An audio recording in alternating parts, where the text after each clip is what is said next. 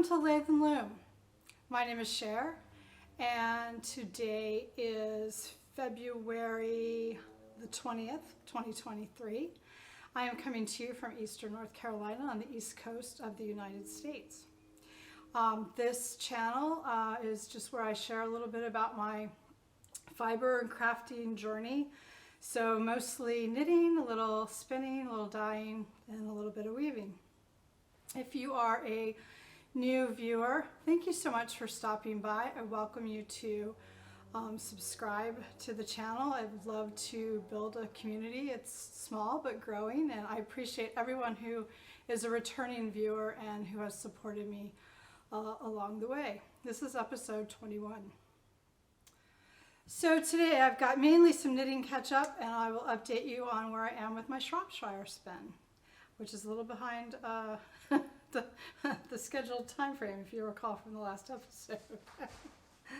So I have got one very large finished object. This is the Cyclone Cardigan, patterned by Goetz of Knitting and Mauritius podcast. I love about this is not the best view, but is this beautiful brioche shawl collar, and I'll put some pictures in, and the beautiful brioche panel down the back. It will not surprise most of you that are returning viewers that I did not gauge swatch, so it's come out very large. If you look at Anna's beautiful, more fitted version.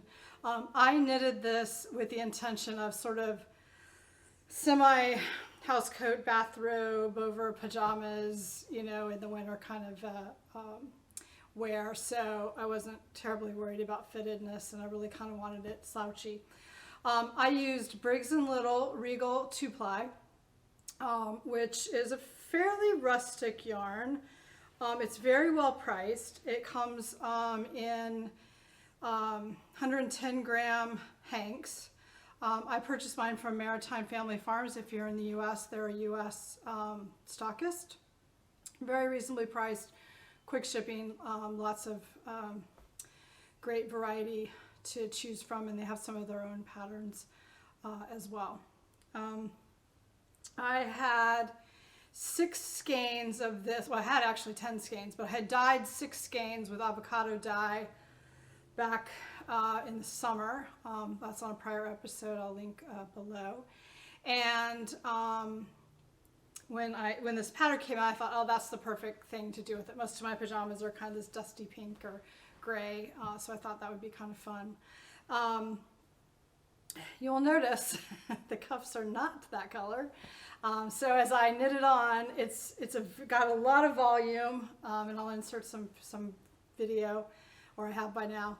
And it just ate the yarn like crazy with the brioche. I just really didn't plan. It's got brioche all on the hem, as well as that shawl collar and down the back, and then on the sleeve. So I was kind of in a dilemma when I got to the sleeve, and I talked about this, I think, also in episode 20. And what I had a variety of options. I had some different avocado yarn. I had some more Regal in the plain, which is what I ended up using. And I paired it with, I did not bring that ball. I paired it with a fingering that had just a hint of pinks and greens. I believe it was called, shoot, I should have looked. I'll put it out below, but it's by a local dyer, Sheep Dip Dye Works, and I had picked it up for a pair of socks, but it ended up, I just love how it blended just a little bit of that cream, and that brought a hint of that dusty pink in, a little bit of the gray, so I think it turned out perfect for what I wanted it to for this project, and they're big and squishy. I'm really happy with it. I blocked it yesterday. A couple of pictures of the washing and blocking. You may have also seen on Instagram, and I'm pleased. And I put it on and wore it after. It is not, I would say, if you're at all sensitive, it is not next to skin soft. So I was a little bit worried. It did soften up a bit washing it. I use Outback Gold wool wash. So I use that. It's got a little bit of lanolin, that kind of softened it up. So I think over time it'll wear really nice. It's a very, like it's a perfect kind of wear for an outdoor sweater kind of yarn. I think it will hold up very, very well over time. So super pleased, and I'm super happy to get that off the needles. So on the last episode, I talked about really having some intention of trying to finish some of my more lingering whips. You know, not to commit to not continue to cast on projects frequently, but I kind of am trying to finish one or two before I start something new, and I've really been wanting to cast on another pullover, so that kind of spurred me on, and I'm really happy to get this one finished also, because not too long it will be too warm to wear, but air conditioner season's coming, so maybe it will come in useful for that as well. So that's where we are with that pattern. So the other big thing I've really tried to prioritize is the DaLuxe Shawl. So this is a shawl by Nelkin, and it came with the Emma's Yarn, this small a day advent that I was gifted for my birthday by my family, my husband. And I showed this quite a bit on the last one, but you start with the center medallion and you're working each wing. So I have finished one side of the wing. That is the first, and I've been working off of splitting each mini so that I have equal amounts on each side. I made an error in the pattern. You can actually see it pretty much right here in the way that I was interpreting how to do this yarn over lace stitch. You can see maybe in the earlier part of it up here in the green, it does not look like it does in the later part of it. I fixed that down the road. I did not go back. It's a shawl. I don't care. No one's going to notice. Live and learn. So it's a little bit smaller on this side, so it's going to be a little asymmetrical, and I'm okay with that. I'm really just ready to kind of get this one done. So I finished that side. I wound up all of the rest of the minis into this pretty magic knot ball, and I will commence then to knit the other side.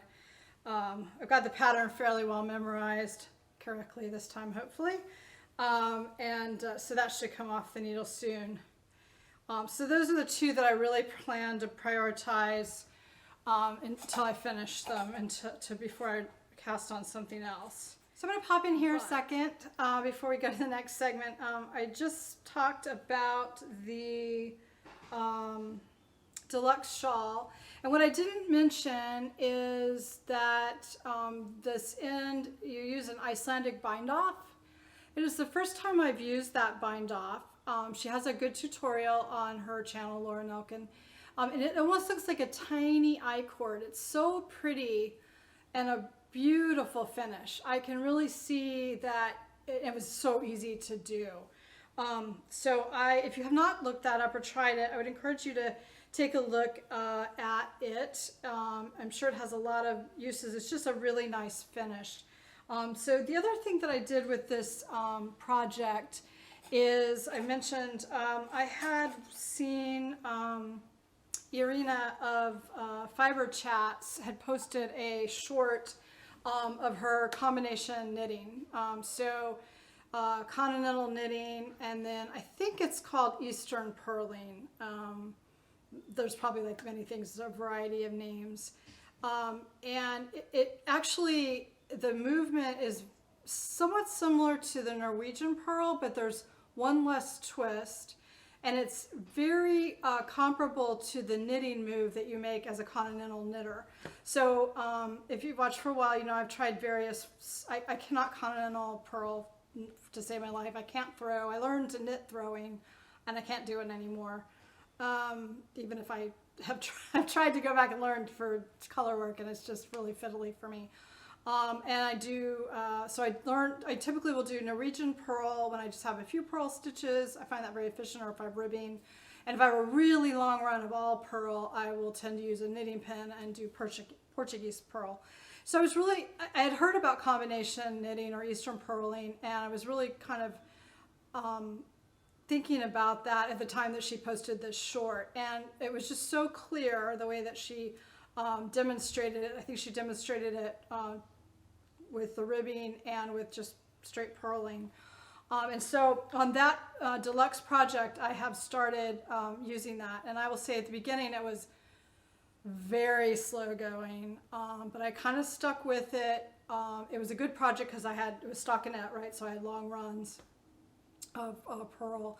And now with the socks that I did, the bear paw socks, which is 2x2 rib, with the ribbing that I've cast on, with the Antler Pullover, I'm finding it pretty much second nature. It's almost easier than any of the others. And what I really like about it is, for me, I think it's taking some stress off of my thumb and my wrist. So I think it's really important as knitters and makers that we find, multiple ways to do things. Sometimes because it makes a difference in the end product or the fabric. I have found that the combination knitting style actually has made my stitches, both knitting and purling and stockinette, much more consistent, so I don't have that row out issue so much. And my stitches are a lot more consistent. My gauge is getting more consistent. So I think that was a really good plus there. And then just to add less stress, I think is a really interesting outcome. So if you have not tried that, I encourage you to check out Irina's shorts on her YouTube channel or on her Instagram reels. And maybe you'll find a new skill there too to use on occasion. That's on something else.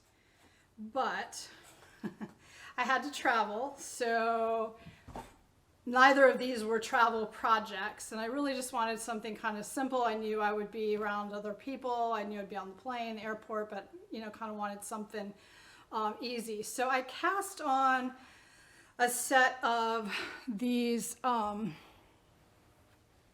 fingerless mitts, which is a pattern by, and this is in this cute little bag. I'm forgetting the dyer. I'll say Daisy said, I don't think that's right. I'll put it below. Anyway, so the fingerless mitts are by Leslie Friend of A Friend to Knit With. And I am knitting them up in Blue Sky Fibers Extra Aran, and the colorway is 3520 Shale. So this is 55% baby alpaca and 45% fine merino. It's big and fluffy and knits up. It's just dreamy. I'll take one of them here and show you. So the pattern is just a sleeve, basically. I enhanced that a little bit. I have added a thumb hole on mine. I followed the pattern, but bound off one stitch, did the length of I wanted for the thumb. I'll put that on my Ravelry page, and then cast back on and just kept on going. So super simple, no thought required. The yarn is lovely. It's really knitting up nicely. And so that has turned out to be a really great travel pattern. If you watch Friend to Knit With, which is a lovely podcast, she talks about giving that as gifts. It's very easy, quick knit. Something you can just like memorize once and cast on, wherever you are. So I think it's just really something great to have in the repertoire. She has a second pattern called Toast with Pearls, I believe, that has a little more decorative on it. So I encourage you to check those out. They are available on Ravelry. I don't know if they're available on any of the other sites, but if you have problems with Ravelry, don't hesitate to let me know. that reminds me where you can find me. So on Instagram, I am at Lathe and Loom, and on Ravelry, I am Share5413. I put a link to my Ravelry projects page in the show notes. So if you have questions about anything that I am talking about, or need the yarn or information, that will all be linked below. I also will put links if I talk about other makers, podcasts, etc., shops. I'll put that down below as well. So I'm also available on email at latheandloompodcast@gmail.com if you have any questions, or you're not able to access Instagram or Ravelry for some reason. So I always invite you to reach out. I love to just grow the community. I love to hear what you all are working on, and just kind of have fun encouraging each other with our making. So then the next thing I decided to do, so I cast this off, which I think going to have to take off. I don't have a very great background for wearing all white, but it is a very warm sweater. We're gonna let her sit right here and look pretty. So I cast off the Cyclone Cardigan. I've been dying to cast on the Antler Pullover by Tin Can Knits, and I will talk about that in just a moment. But I also had lingering on my whips list the Bear Paw Socks. This is a pattern that was released in the fall, I think, by Andrea Mowry. Very popular. She did her weekend sock knit along project with it. I cast on about that same time, not intending to do it in the weekend. It's a mainly 2x2 rib sock with an interesting heel construction. That's something I had not done. I've had a love-hate relationship with this sock. By the way, this is in my daisy sed bag. That reminds me the other one is not daisy sed. This is from Dances with Wool in Richmond, Virginia. But so I cast on these socks. This is the third time. I did them the first time. I thought I knitted it to the length to start the heel, and I kid you not, they could have fit my husband, who has a size 13.5 men's foot. I ripped it out, started back, or ripped down, started back, did it again, still too big. This time I stopped a little short of where I would normally stop a worsted sock. I tried them on. As I started the heel, it looks perfect. They still look gigantic to me. I'm telling you, they're going to end up just going to whoever they fit, because I'm not knitting them again. It is an interesting heel construction. I am not a heel flap and gusset knitter. I mean, it's pretty, right? I mean, you get this cool little paw in the back. I love the 2x2 rib. Like, it's going to really fit nicely, and I'm hoping maybe the stretch of the rib will suck up some of the length a little bit. Maybe I will be able to wear them. I'm knitting them in scraps that I have left over from my Comfort Fade Cardi. So not ideal sock yarn. It's all merino. Super, super soft and very squishy and lovely. They'll wear out really fast, but I'm okay with that. I mean, it was scraps. And it was Fru Valborg and Life in the Long Grass, and all of those will be linked on the page in my project page. It's Garnet, Dahlia, I think this is Belize. I don't think I had enough of the ramshackle that I did. The Garnet is the one that is Life in the Long Grass. The others are Fru Valborg. So I don't know. If you have watched for a while, you've seen me try a couple of patterned socks. I love the look of patterned socks. I'm increasingly liking my sock machine for socks, because I'm finding that I really just like to knit sweaters. I don't think I'll stop knitting socks entirely, but I think I just find patterned socks really fiddly. So I think what I would take from this is I like the way that she's arranged the yarn. I like the 2x2 rib. I can add that to my own. But my basic Turkish cast on standard shadow wrap heel. Like, I just know it. That's how I learned to knit socks. I taught myself. I just find all these other methods really fiddly. I mean, that said, I think part of our journey as makers is to try new things. So I'm going to finish it. And I'm sure I'll try another one another time. Maybe one day I'll find that I like a different setup. But I mean, it's interesting to try new constructions. And I think particularly if you have not found a sock pattern that fits your foot well, or for the folks that you make socks well. And a lot of people say that a short row heel, which is the shadow wrap heel, is a short row heel, doesn't fit everybody well. I mean, this is a really nice, this sock probably fits a lot of people well, has a wide spectrum because it's got so much stretch with the rib. So, I mean, it is a very nice detail from that perspective. So, more to come. We will see who ends up with the socks.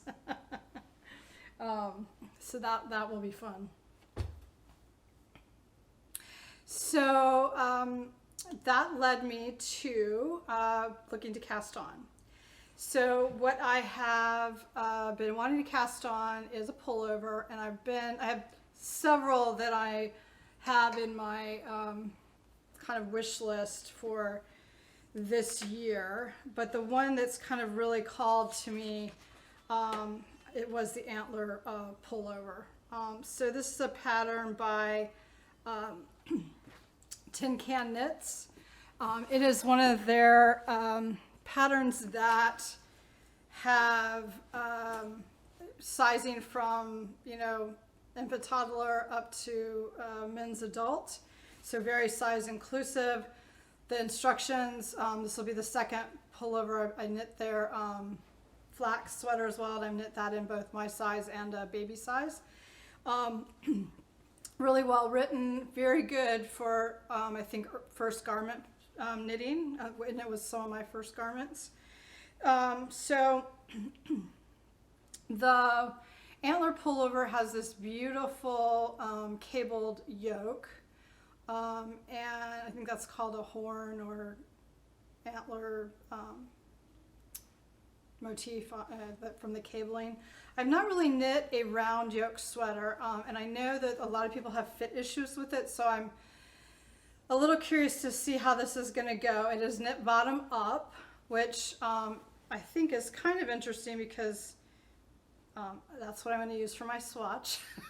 So I may be re-knitting the whole bottom. But I did the baby flax that way. My flax I knit top down. You can have both options in that pattern. But I tried it with the baby sweater, and it was really a neat way to do the construction. So I think I learned some stuff from that, and I think it's a neat way to try the pattern. I am knitting this. So this is in. This was a new bag at Christmas. I think this is a Daisy said bag also, but I don't see the tag. Anyway, it has this super cute, isn't it cute, sheep on it. I love all things sheepy. I am knitting this with Sistari Sheep and Wool Company yarn in their traditional collection. 100% wool. I believe this is 2-ply worsted.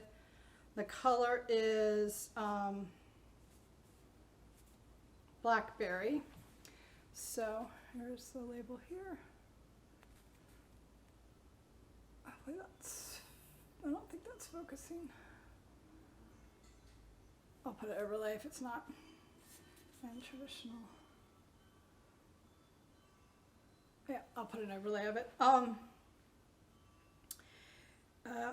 it's, I'm knitting on, I did go up one needle size for the ribbing, size 7.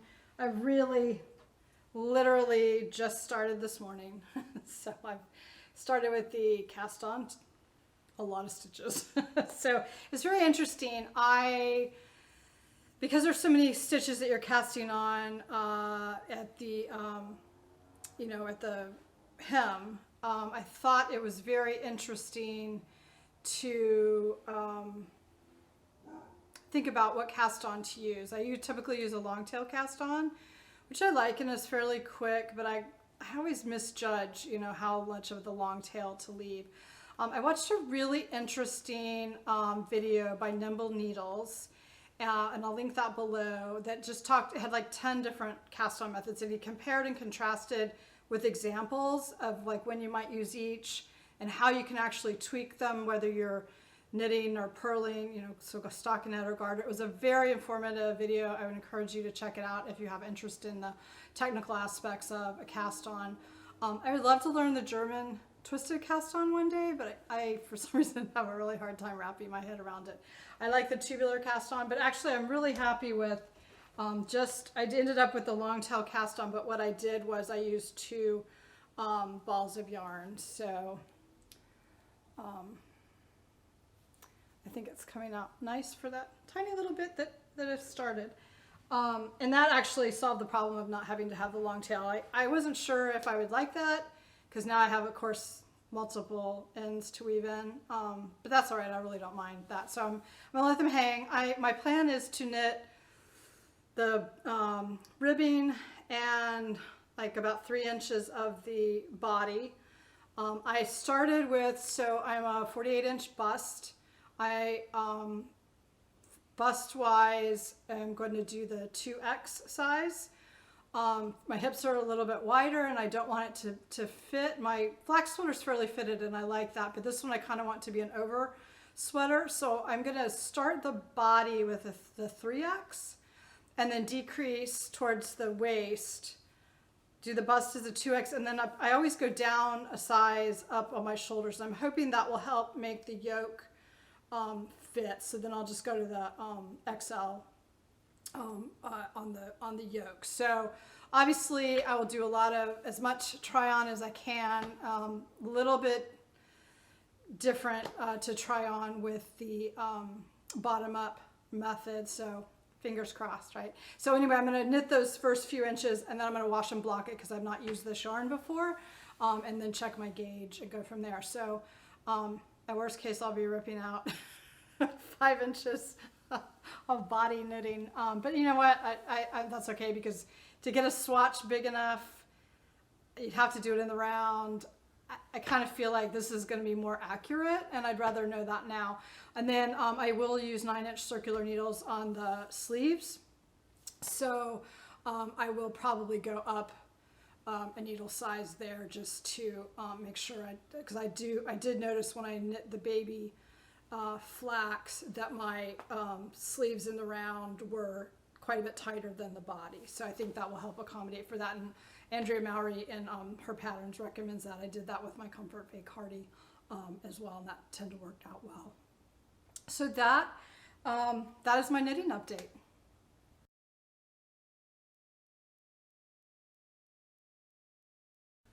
So now a little spinning update.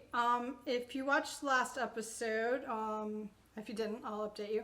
I'm doing a breed study where I'm trying to do a breed a month, spinning focus, and this January's breed study is Shropshire. I have some beautiful fibers, Shropshire top from Hearthside Fibers, and what I've done is I've spun up 2 singles on my support spindle. So I'm purposely doing that on the support spindle to really kind of A, learn a new skill with not spinning on my wheel, and B, to kind of really get in touch with the fiber very intentionally.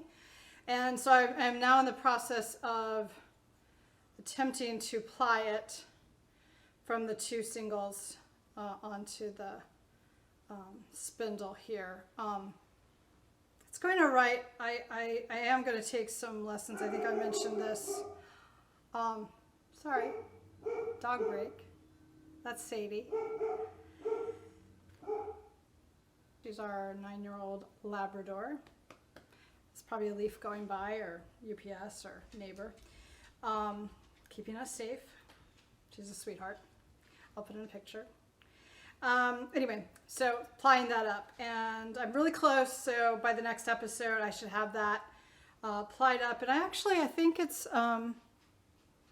plying up pretty nicely.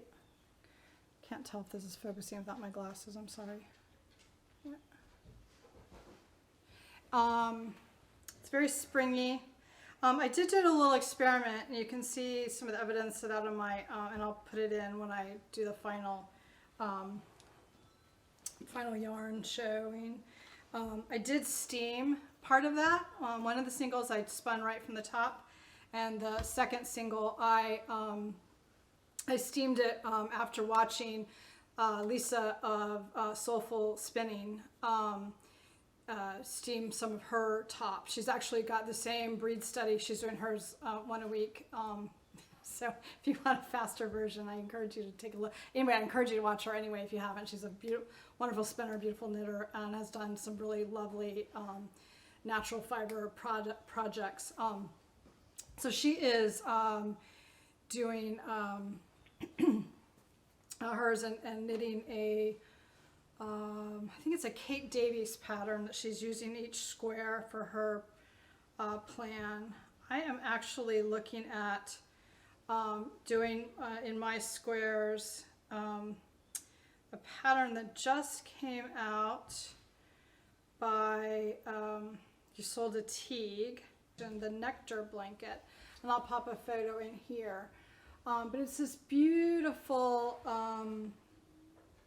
six-sided star pattern that knitted that I think might be really interesting in a blanket like that. So, I mean, I only have 12 from this study, but I think it would be just neat to have, and maybe they would do it in a shawl, right? So kind of a long rectangle, and have, you know, I can incorporate the other fibers that I spin and have samples to, you know, over time.